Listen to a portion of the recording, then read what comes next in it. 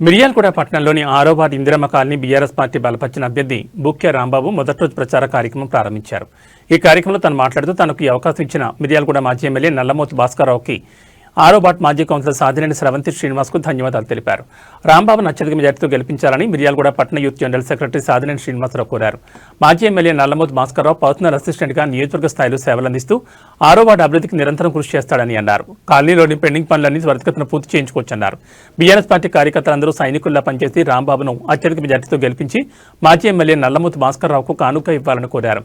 కార్యక్రమంలో BRS ward అధ్యక్షులు సుంకోజు మురళీచారి, కావలి వెంకన్న, షేక్ ఫయాజ్, మెరుకు రాజు పులిపలుపుల శ్రీనివాస్ గౌడ్, సాధినేని నాగేశ్వరరావు, హజార్ సింగ్, మేకల వెంకన్న, రేవన్, బీబీ రావు, రఘురామయ్య, ఇస్లావత్ రమేష్, తెరందాస్ విష్ణు, లాలు నాయక్, రమేష్ చారి, నాగరాజు, పానుగోతు సురేష్, యాదగిరి రాజు, అలీం, ఇక్బాల్, సాంబయ్యచారి తదితరులు పాల్గొన్నారు.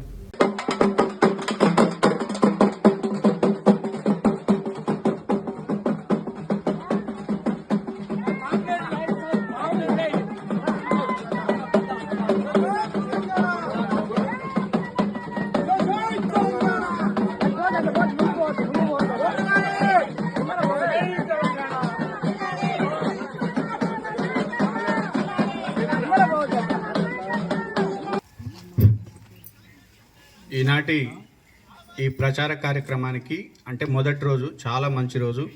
ఈరోజు మనం ప్రారంభించుకోవడం అమ్మవారి దయతోటి, శ్రీ శ్రీ ఆంజనేయ స్వామి వారి ఆశీస్సులతోటి 100కి 150% మనమే గెలుస్తున్నాము. ఇందులో సందేహమేం లేదు. మీరు కూడా ఎటువంటి అపోహాలు కూడా పడొద్దు. దేనికి కూడా వెనకడుగు వేసే ప్రసక్తి లేదు. సీనన్న ఆధ్వర్యంలో, సీనన్న సైన్యంలో మన రక్తంలో ఉన్నది, ధైర్యం ఉన్నది. మనం ఏమాత్రం కూడా వెనకడుగు వేసే ప్రసక్తి లేదు. సీనన్న సైన్యం ముందు కదిలిందనంటే అవతలకు చెమటలు పడుతున్నాయి. క్యాండిడేట్ని కూడా డిసైడ్ చేసుకునే పరిస్థితి లేదు.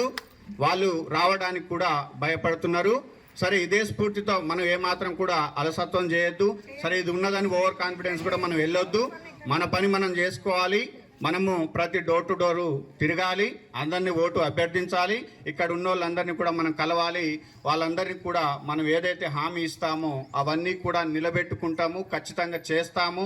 చేయకపోతే మీరు మమ్మల్ని నిలదీసే అవకాశం కూడా మీకు ఇస్తామని చెప్పని వాళ్ళతో మనం మాట్లాడాలి, చెప్పాలి. వాళ్ళందరినీ కూడా మనోధైర్యాన్ని కల్పించాలి. మనం ఇక్కడ ఉన్నాము అనే సంకేతాన్ని వాళ్ళకి ఇవ్వాలి. ఇందిరమ్మ కాలనీ అంటేనే ఇలా మిర్యాలగూడ టౌన్ అంతా కూడా మాట్లాడాలనో, ఏ విధంగా పని చేయించుకోవాలనో. ఎందుకంటే మేమందరం కూడా భాస్కరరావు గారు డైరెక్ట్ చెప్పింది ఒక భాగం అయితే, రాంబాబు గారి ద్వారా ఫోన్ చేయించుకొని పని చేయించుకున్న భాగం ఒకటి. కాబట్టి ఏ పని ఎలా చేయాలో, ఏ ఆఫీసర్తో ఎలా మాట్లాడాలో, ఎలా విజయం సాధించుకోవాలో అన్నీ కూడా ఆయనకు పూర్తి స్థాయిలో తెలుసు. కాబట్టి మనకన్నా ఎక్కువ అనుభవం ఉంది. కాబట్టి అలాంటి వ్యక్తి మనకన్నా గెలిపించుకుంటే అధికారంలో ఉన్నా లేకపోయినా మన ఎస్టు వచ్చేది మన అధికారమే. వచ్చే వరకు 2 సంవత్సరాలు 3 సంవత్సరాలు కూడా మనకు పనులు అయ్యే విధంగా రాంబాబు గారు కృషి చేస్తారని చెప్పి తెలియజేసుకుంటూ, ఒకరి మీద ఒకరికి కోపాలు, తాపాలు, బాధలు, ఈర్ష, అసూయలు ఉంటే పక్కన పెట్టండి.